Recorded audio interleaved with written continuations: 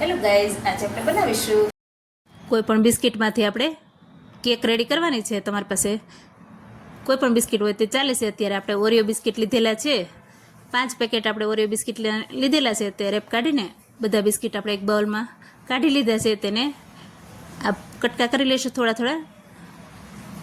તમારે આ ક્રીમ ન જોઈતું હોય તો સાઈડમાંથી આ રીતના ક્રીમ નીકાળી પણ શકો છો. અત્યારે આપણે ક્રીમ રાખેલું છે અને બધાને કટકા કરી લીધેલા છે. આ રીતના બધા ટુકડા થઈ જાય પછી આપણે મિક્સર જારમાં ક્રશ કરી લેવાનું છે. એક મિક્સર જાર લીધું છે, તેમાં બધા બિસ્કિટ એડ કરીને પાવડર કરી લીધો છે. તેને એક બાઉલમાં નાખીને થોડું એવું દૂધ નાખીને આપણે મિક્સ કરતા જઈશું. સરસ બેટર બને એ રીતના આપણે મિક્સ કરવાનું છે. જો આ રીતના તમે ચલાવતા જશો એટલે સરસ બેટર બની જશે. ત્યાર પછી એવું લાગે તો થોડું પાછું દૂધ નાખવાનું છે. થિકનેસ આપણે કેકનું બેટર બનાવતા હોય એવું મીડિયમ થિકનેસ એવું બેટર રેડી કરવાનું છે. થોડું આપણે દૂધ એડ કરીને પાછું ફેટી લીધું છે થોડું, એટલે કોઈ પણ ગુઠલી હોય બિસ્કિટની તો સરસ એવું મિક્સ થઈ જાય છે. આ રીતના આપણે બેટર રેડી કરી લીધું છે.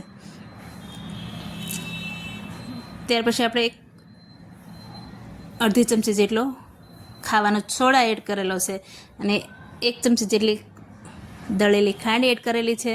થોડું ઉપરથી દૂધ એડ કરીને પાછું મિક્સ કરી લઈશું.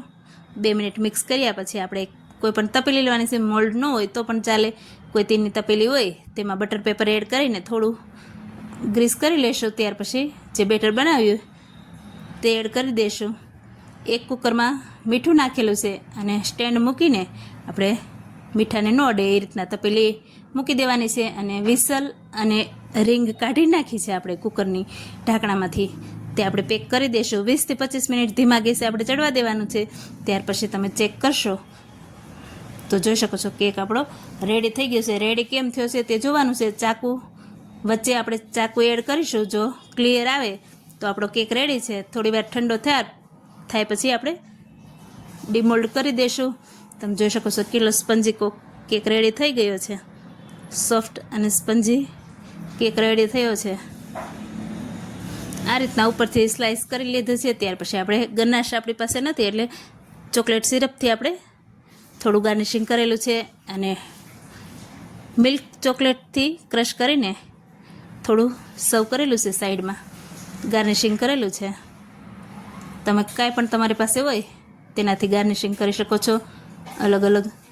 આપણે અત્યારે આ રીતના કરેલું છે. તમને કટ કરીને પણ બતાવું છું કેટલો સરસ કેક અંદરથી પણ સ્પંજી જાળીદાર કેક રેડી થાય છે અને છોકરાને ખાવાનું મન થાય અને 10 જ મિનિટમાં તમે રેડી કરીને આપો એવો કેક છે. તમે જોઈ શકો છો કેટલા સરસ પીસીસમાં જાળીદાર કેક રેડી થઈ ગયો છે. ટેસ્ટમાં પણ ખૂબ જ સરસ એવો કેક રેડી થયો છે. તમને ખ્યાલ નહીં આવે બજારનો છે કે ઘરનો. Thank you.